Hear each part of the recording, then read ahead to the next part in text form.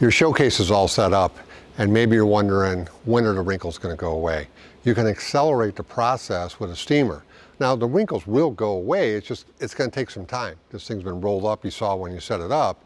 It just takes time, especially if it's colder. It's really going to take a long time in cold weather. But if you have a steamer, it's simple.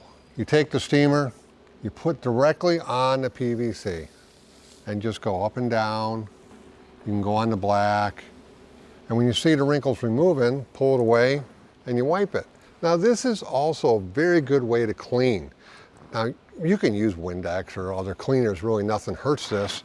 And your top, you might want to use some type of a duster, a California duster, a Swifter. I think the recommendation should be is don't let it get so dirty where it's a big effort and you've got mud. If you keep the dust off, it's like your house. You dust your house, dust the top of the showcase off, the sides every now and then, and you're good to go.